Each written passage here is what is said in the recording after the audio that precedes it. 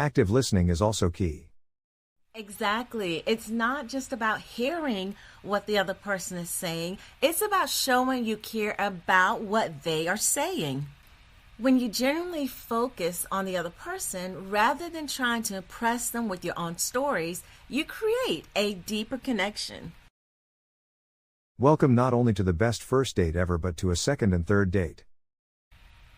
Yes, and we're not only welcoming those dates, but we are welcoming someone into our hearts for a long time that we can generally connect with, love, and just enjoy being together with someone. Isn't it amazing to find your person? Yes, that's why we date, to find that special person. You have covered some expert tips to help readers make a lasting impression on that first date. From clever conversation starters to active listening and showing genuine interest in the other person's life, these tips are truly designed to help people build a strong connection and increase the chances of a second date. Absolutely. I think that is one of the reasons people pick up the book 40 Questions Before First Dates.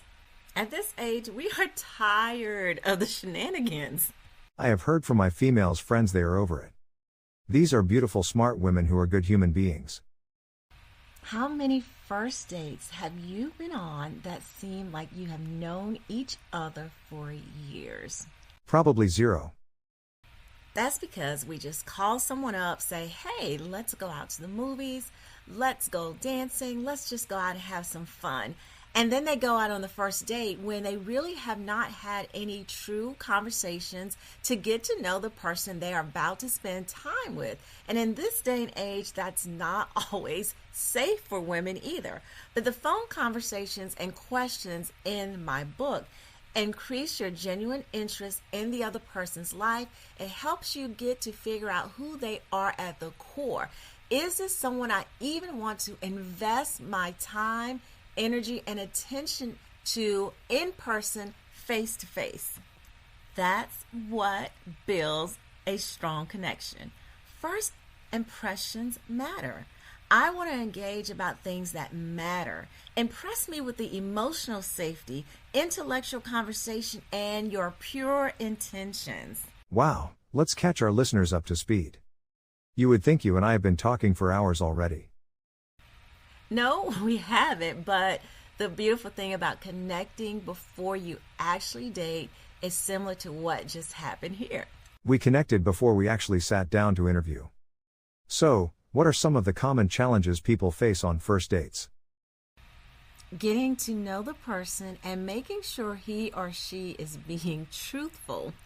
For example, let me tell you one little white lie people every day say. You'll walk past someone, you're just friendly, and you say, hey, how are you? Well, half the time, most people don't stop to hear the answer. The other half of the time, when people answer, they might say, I'm good.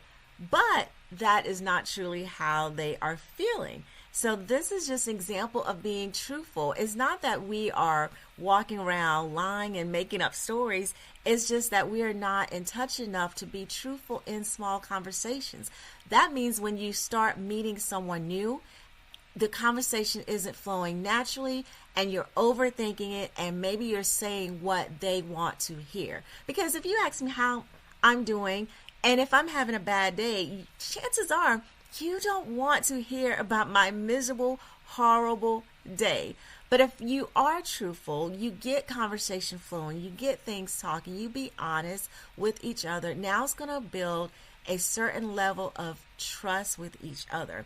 And once you get past that, the conversation will flow. It will flow. Believe me, it's not rocket science. With that approach, you just take the pressure off, enjoy the date, and just talk. Sometimes you're sitting across from someone, trying to think of something witty to say, but your brain is a total blank. It won't be that way if you don't use the first date as your initial getting to know you meeting. In my book, I also give you questions you ask to start the conversation. You have to take the right approach. For example, when I was talking earlier about people saying, how are you, but not really wanting to know the true answer, instead of saying things like that, one of the things in my book is I reference how Sarah Jakes and her husband talk to each other. They say, how is your heart today? You can ask a question like that depending on how close you are with someone. But if it's something you just met, a good question is simple. What's been the highlight of your week? Or what's the best advice you've ever received? These questions can go a long way in breaking the ice. I think I just had an aha moment. By the time I go on a date, I am beyond the icebreaker stage because we have already built some trust. So if you were asked to just give 5 things that would guarantee a second date, what would those be? I would definitely start with being genuine. Show genuine interest, ask thoughtful questions, and actively listen to their responses. Show genuine curiosity about their life, their passions, and experiences because those things make them feel valued and appreciated. Second, be confident, be authentic. Confidence is attractive, but it's equally important to be yourself. Pretending to be someone you're not will backfire later. Let your personality shine through naturally. After all, you are trying to get to know that person's authentic self, so let them see your authenticity. Next, keep the energy positive. A first date should feel light and enjoyable. You've already talked with this person a few times. You've had some serious conversations. Avoid bringing up heavy things now. Don't bring up heavy topics like past relationships or major life struggles. Focus on creating a fun and uplifting experience. Next, I would say pay attention to the little things. Simple acts like remembering something they said earlier, complimenting them sincerely. These are just thoughtful things that also show respect. And when I say pay attention to the little things, I also need you to pay attention to your own body language. Yes, it's not just about what you say, it's about how you say it. So prior to this first date, you've been talking on the phone, you haven't really had any real physical time in front of each other. So now you can make eye contact. Your body language, your tone, your pace can make or break the conversation. So make sure you are maintaining eye contact, lean in when they're speaking, and use open and relaxed body language. I sometimes have to just remind myself to drop my shoulders. Something as simple as that. If you are tense or you're maybe had a long day at work, by the time you get to that date, you got to remind yourself to relax because you may be kind of tense from your day at work, and the person you're out with is now thinking you're sitting there with your shoulders shrugged and arms folded because of him or her. No, relax. Take a deep breath. And that's why I offer calls before a first date so that you can kind of relax and talk to me about where you're feeling, where your head is at, so we can get you in the right headspace before you go out and meet this person. And again, like I said, show your personality. A little bit of humor and charm can go a long way. And I think I'm on number 6 now, but I'm going to stop at this one. End with a clear signal of interest or disinterest. Now, hopefully your prior conversations gave you some guidance on whether this is someone you're going to truly be interested in. But I do understand you might meet in person and there's absolutely no chemistry there.